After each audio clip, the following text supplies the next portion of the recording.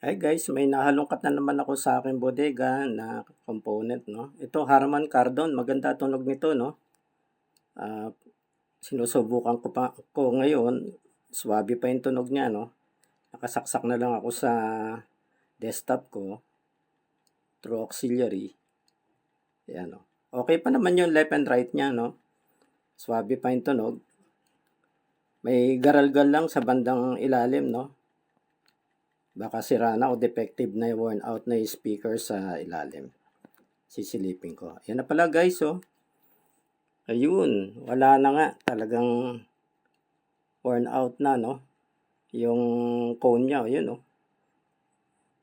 Brittled na, no? So, maghahanap na lang ako sa online kung makakahanap pa ako ng original. For the meantime, titingnan ko yung ilalim niya. Ito pala yung kanyang motherboard, no? Very compact yung motherboard niya. May mga connecting cables, so yun. May mga socket na no? Suksok na lang ng suksok. So, ginagawa ko dyan, meron akong numbering tag sa cable at saka mga socket, no? Para ano na siya.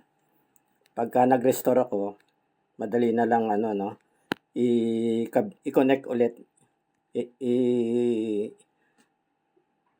I-plug in yung mga socket, no? Ito namang exhaust. Ayan yung speaker. Baka hindi na ako makabili ng ganyang original, no? Pero titingin pa rin ako sa online kung makakahanap pa. Diyan na muna yan. Ito palang exhaust, kailangan nakapasin na to, no? Hindi naman siya apektado sa pagbubukas, no?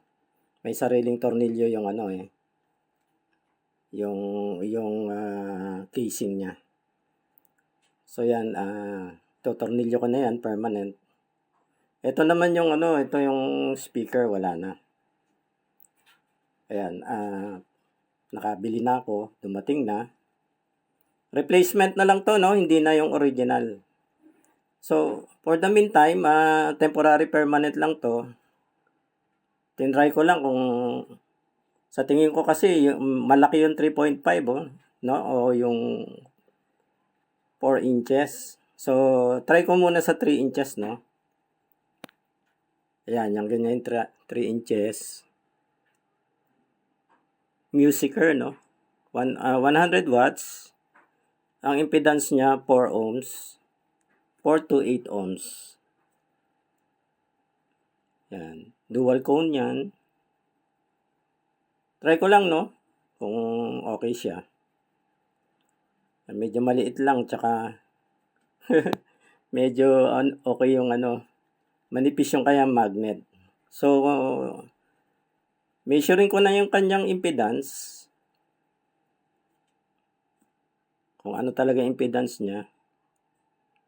Mataas ang impedance, so mga 8 ohms. 8 ohms pala impedance niya, no? Mas okay sana yung yung original niya, yung 4 ohms Pero ito ang available.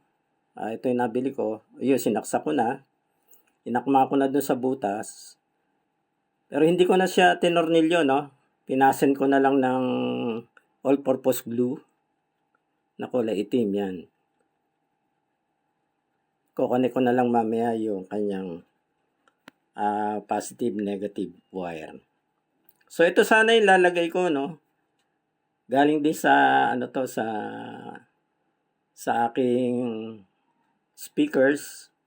Kaso, makapal yung magnet Sasangga dun sa exhaust. Kaya, naobliga akong bumili, no? Though, hindi pa rin ako satisfied dyan. Baka bumili pa rin ako ng 3.5 or 4 inches. Kaya, mag-ano na ako, no? Magre-restore na ako ng ng mga socket, mga cable. Re-reconnect ko na. Medyo masikip lang yung saktong-sakto lang yung haba ng mga wires Parang ano lang tamang-tama lang walang pasobra Kaya kailangan na yung diskarte, yung pinaka maiksi sa ilalim yung mauuna yung power, tsaka yung mga auxiliary, no? Yan. Tsaka mga speaker. May speaker din siguro dyan.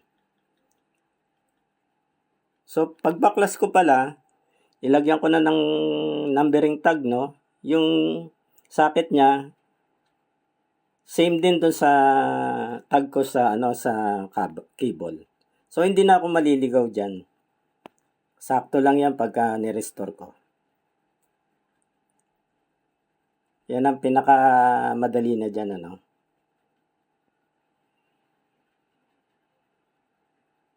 Ayan, napakahirap ang galawan eh. Ang iksi ng mga cable. Tiyagaan lang talaga, no?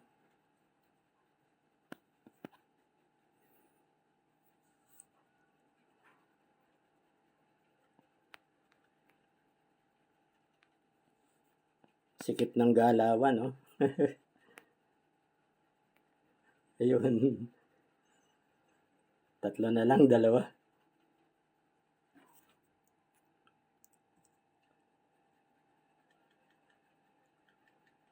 Mako-connect na rin yan mamaya. Yan. Medyo nahinto ko no, no? Kasi kumulo na yung yung ko. Yung pinaiinit kong pinakukulo kong tubig. Maya-maya kasi mag-aalmusal na kami. Ayan, ko na, no? Na-assemble ko na. Hindi ko muna nilagay yung screen sa ilalim, no? May screen yan sa ilalim. So, since voice over to, hindi nyo maririnig yung yung tunog. Pero suwabe talaga yung tunog niya. Harman Kardon yan eh. Ganda ng tunog, oh. Tsaka yung down firing speaker, din, maganda rin ang bass niya. Maganda rin ang tunog niya. Ayan, oh.